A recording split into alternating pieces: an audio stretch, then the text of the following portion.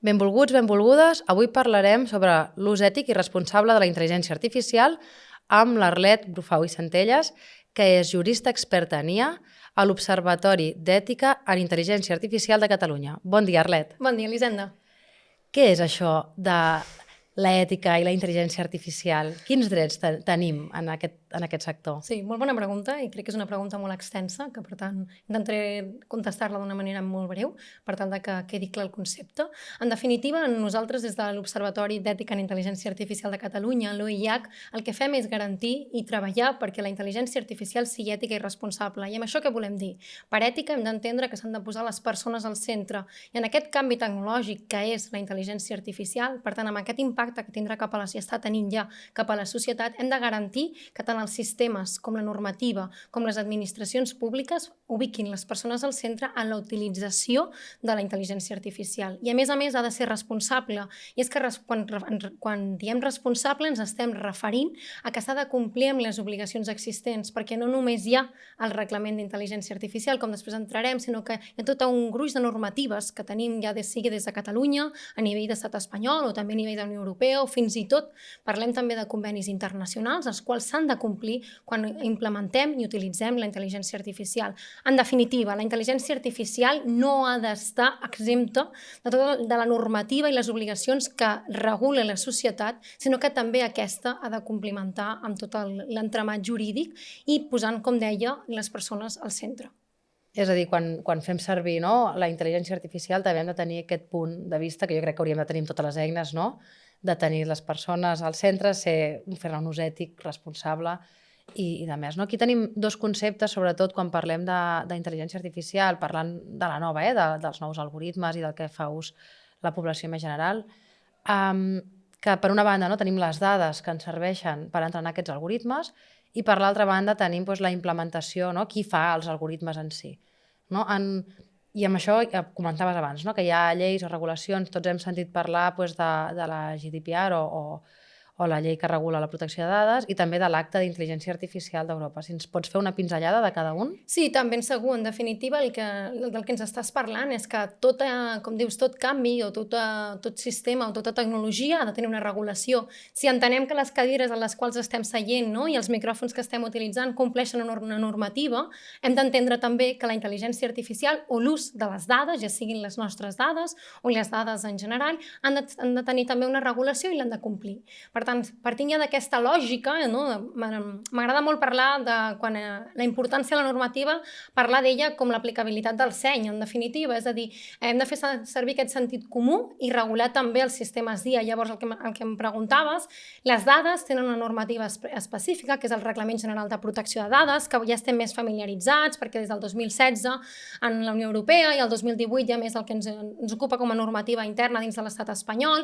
Per tant, ja té uns anys de recorregut, ja hem començat ja a sentir quan signem autoritzacions perquè ens gravin, o potser quan inscrivim els infants a les escoles també signem autoritzacions. Per tant, les dades compten amb la seva regulació i ja estem familiaritzades com a societat. Ara bé, la intel·ligència artificial es publica el 2024, el 1 d'agost de 2024, en matriu de la Unió Europea, pel Consell i el Parlament. El que fa és publicar-se la IAC, que és el nom en anglès, o el Reglament d'Intel·ligència Artificial, que és el qual m'hi referiré com a RIA, que és el nom en català. Aquesta regulació és una regulació de mínims.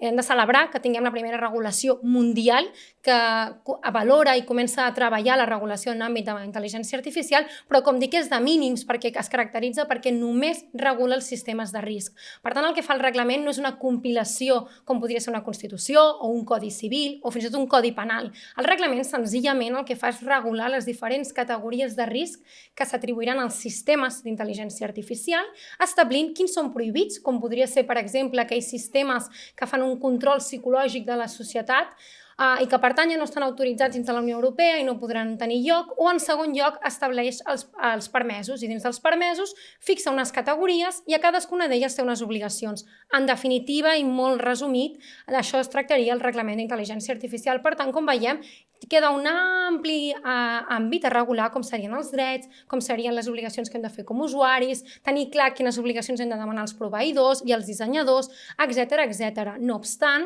és important que ja comencem a conèixer conèixer aquest reglament d'intel·ligència artificial com a societat, perquè anirà avançant i anirem veient reformes que anirà ampliant la mateixa regulació. Per això ja des del principi cal capacitar-nos i alfabetitzar-nos en matèria d'intel·ligència artificial. Clar, quan dius que és com de mínims, entenem, no? Al final és en un estat molt embrionari És això. aquest acte, no? Perquè acaba de sortir la intel·ligència artificial en ús general.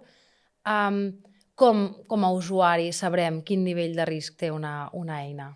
Doncs mira, com a usuaris, que som al final les persones que l'acabem utilitzant, les proveïdores ens han de determinar quina és la categoria de risc associada a aquell sistema, perquè, com deia, cada categoria de risc comporta unes obligacions, i repeteixo que són unes obligacions de mínim, perquè aquesta normativa ve de lluny, comença a discutir-se en el Parlament Europeu el 2021, s'aprova el 24, veieu doncs que han passat 3 anys, i en aquest procés de debat veiem com la normativa ha anat deixant de ser garantista i ha anat perdent obligacions que han de complir els sistemes de risc. Per tant, avui en dia, el compliment d'aquesta normativa, exigir com a persones usuàries que els proveïdors i dissenyadors compleixin el reglament d'intel·ligència artificial, és demanar-los que en gran mesura compleixin l'obligació de transparència, que és explicar-nos en què consisteix aquell sistema, si aquell sistema té biaixos, explicar-nos també d'on procedeix, etc. Hi ha una fitxa tècnica, hi ha uns requisits molt més tècnics que entraríem a l'hora de definir què és obligació de transparència, però en definitiva podríem entendre que és aquesta explicabilitat del sistema. Per tant, com veiem, no estem demanant grans compromisos ni grans actuacions a aquests proveïdors o dissenyadors del sistema. Perquè ara comentaves que un dels punts més crítics, i que segur que tots n'hem sentit parlar, és del tema dels biaixos de la intel·ligència artificial. Quines són les 2 grans fonts de biaixos i com totes aquestes normatives poden ajudar a prevenir-los? Clar, en definitiva, els biaixos, moltes vegades, quan fem formacions des de l'OIA, que ens costa aterrar el concepte de biaixos, i ens n'hem adonat que la manera més senzilla és entendre que com a persones, com a éssers humans, tots tenim biaixos, tots tenim una mirada condicionada en relació amb uns valors, amb unes prioritats, amb un viscut, etc. Llavors, la tecnologia no és neutra, i això ja hem de començar a assumir aquest mantra i trencar-lo. La tecnologia s'empapa i forma part en la seva evolució i en el seu procediment de les persones que incideixen. Per tant, des dels equips de disseny d'aquests algoritmes, aquests equips ja siguin d'enginyers o bé més diversos, passant també per les persones que dissenyen aquests algoritmes i aquest sistema d'intel·ligència artificial, anem veient com van entrant-hi diferents persones, les quals ja tenen en les seves percepcions, tenen aquesta mirada esbiaixada, tenen ja aquestes característiques o aquestes valoracions més cap d'una determinada manera, una manera de fer, afavorint un determinat col·lectiu, etc. Llavors, els biaixos, en definitiva, no és res més que un tret humà que ja portem nosaltres mateixes. El que fa és traduir-se o aterrar en aquests sistemes d'intel·ligència artificial, en aquestes dades que entrenen els algoritmes.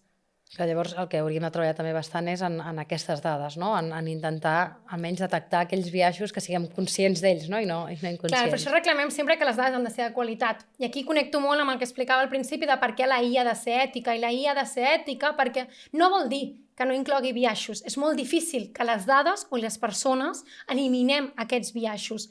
La qüestió és que si tu hauries de poder oferir com a proveïdor o dissenyador la transparència i la sinceritat de la presència d'aquests biaixos i que, per tant, nosaltres com a persones usuàries, quan implementem i fem servir els sistemes d'intel·ligència artificial, sabem que és esbiaixat cap a un costat i podem mitigar-ne els resultats. El que estem intentant reclamar i el que ens sembla de mínims, i com reconnecto amb la idea del seny, és que és de ser honestes quan treballem amb els sistemes d'intel·ligència artificial. Si aquesta arribada i aquest esclat, com deies tu, de la IA és ja un canvi fonamental cap a la nostra societat, hem de poder fer aquesta transposició de nous escenaris als quals hi anem com a societat d'una manera molt més transparent i honesta perquè tothom entengui en què consisteix i, per tant, els biaixos han de formar part d'aquesta honestedat. I, per exemple, nosaltres com a usuaris estem fent servir algun software d'intel·ligència artificial o estem firmat alguns documents de dades, no ens podem borrar, veiem que s'estan incomplint els nostres drets, tant per una banda o per l'altra. aquí a Catalunya? On hauríem d'anar? Què podem fer? Què podem fer? Què podem fer com a usuaris? Què podem fer? La gran pregunta. Doncs bé, tenim dues vies, no? Hi ha dos matèries que ara mateix es barregen i és veritat que la resposta no és clara, però perquè com ara veureu, el RIA, el Reglament d'Intel·ligència Artificial, encara s'està implementant i això podrà anar canviant de cara als propers anys. Però, respecte a les dades, a nivell català tenim l'Agència Catalana de Protecció de Dades, doncs aquí tenim ja la primera via en la qual reclamar un mal ús com a persones usuàries de les nostres dades. Recordar que les dades no és només el meu nom, la meva identificació, la meva edat o algunes característiques físiques molt clares. Les dades també són les meves notes a nivell acadèmic, les dades també són el meu historial mèdic, les dades també són tota aquella activitat que jo com a persona faig, genero i creo. I per tant aquestes també s'han de salvaguardar i s'han de protegir. I respecte a la intel·ligència artificial, un mal ús d'aquests sistemes d'IA, ara mateix no tenim encara un organisme públic al qual poder anar a reclamar que aquests proveïdors, que aquests dissenyadors no estan complint amb les obligacions de risc que us explicava que es caracteritza el Reglament d'Intel·ligència Artificial. Perquè ara mateix el que trobem és que hi ha un organisme a nivell europeu que es diu l'Oficina de la IA. Aquesta Oficina de la IA el que ha fet és crear organismes a cada estat membre. Per la part que ens ocupa, a l'estat espanyol n'ha creat un que es diu Alessia i s'ubica a Galícia. Llavors, ara mateix desconeixem ja d'entrada quina funcionalitat perquè està duent a terme aquest organisme públic, l'Alessia, perquè s'està constituint. I en segon lloc també desconeixem si ara l'estat espanyol decidirà implementar organismes públics a cada comunitat autònoma com van fer amb el cas de les dades. Cal dir que el RIA permet a cada estat membre crear tants organismes públics com necessiti a les regions que el composen. Per tant, jo animo sempre que l'estat espanyol creï organismes públics a cada comunitat autònoma perquè és la manera de garantir als usuaris, en definitiva la ciutadania, poder exercir aquesta defensa dels seus drets, poder tutelar-se quan hi ha hagut vulneracions, poder informar-se, perquè ara mateix, com deia, el RIA encara no està en vigor, té una escala d'entrada en vigor que durarà 3 anys, fins l'1 d'agost del 27, i per tant hem de poder també els usuaris entendre què és la intel·ligència artificial, entendre què són aquests sistemes de risc, entendre quines són les obligacions que hem d'exigir. Per tant, un organisme públic de matriu catalana és una molt bona estratègia perquè poder apropar des de l'administració pública i no des de les empreses privades, poder apropar la intel·ligència artificial a la ciutadania. Perfecte, ja entenc que per poder-nos anar queixant i en la línia del que deies, per entendre tot, potser el primer que hauríem de fer tots nosaltres quan fem servir alguna eina, ja sigui tant a nivell laboral o xarxes socials o qualsevol eina que tingui associada una IA, a llegir-nos els termes i condicions, no? Això és bàsic, com fem amb els medicaments, o hauríem de fer amb els medicaments, com quan comprem un producte, etc. Al final, quan parlem d'un ús responsable de la intel·ligència artificial, i connecto amb la idea d'abans, no és res menys que aplicar el sentit comú del que ja fem servir amb les altres coses que ens envolten a la nostra vida quotidiana. Per tant, nosaltres ara, l'article 4 del RIA, obliga a les empreses i a totes les administracions públiques que ofereixin sistemes d'intel·ligència artificial als seus treballadors a que aquests estiguin capacitats i formats en la mateixa. I per tant és un molt bon moment com a societat sumar-nos-hi en aquesta alfabetització per poder comprendre-la i poder integrar-la i abandonar aquests discursos de la por o del fatalisme que també veiem que sonen moltíssims. Al final, per resumir una mica, podríem dir que la intel·ligència artificial és una eina com qualsevol altra, com tu comentaves, medicaments, qualsevol altre producte que fem servir, que per tant hem d'alfabetitzar-nos, hem d'estar molt convençuts i molt conscienciats quan ho fem servir. Potser és una eina on no som conscients del munt de dades nostres, a la que pot accedir nostres i dels nostres familiars, que això donaria per un altre dia parlar-ne, de si pengem dades de menors o no, i principalment intentar aplicar el sentit comú en l'ús de tot el que fem i aquest seria el missatge final, no? Correcte, és que en definitiva la intel·ligència artificial, l'utilització d'aquesta, quan parlo de sentit comú, veiem que parlo dels 7 principis ètics, que és garantir la transparència dels sistemes d'IA, la seguretat quan l'utilitzem, que l'autonomia i l'agència no es vegi abandonada. Per això sí que és veritat que és una eina més, però no és una eina qualsevol, és una eina molt potent, perquè l'agència i l'autonomia poden veure ràpidament perdudes, no? Parlar també de la sostenibilitat responsabilitat com a principi ètic quan parlem de la IA, el consum d'energia, el consum d'aigua, l'impacte pels drets de les persones autores. Parlaríem també de tota la part de protecció de dades que ja hem apuntat, no? Doncs abans, i finalment també de la responsabilitat.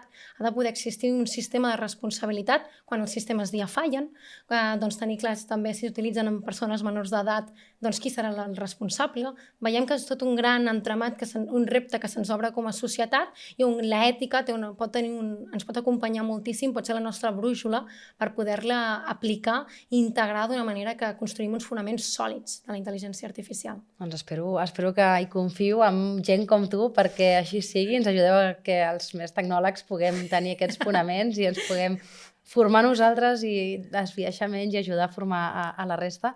Moltíssimes gràcies, Arlet, ha estat un plaer. Moltíssimes gràcies, Elisenda.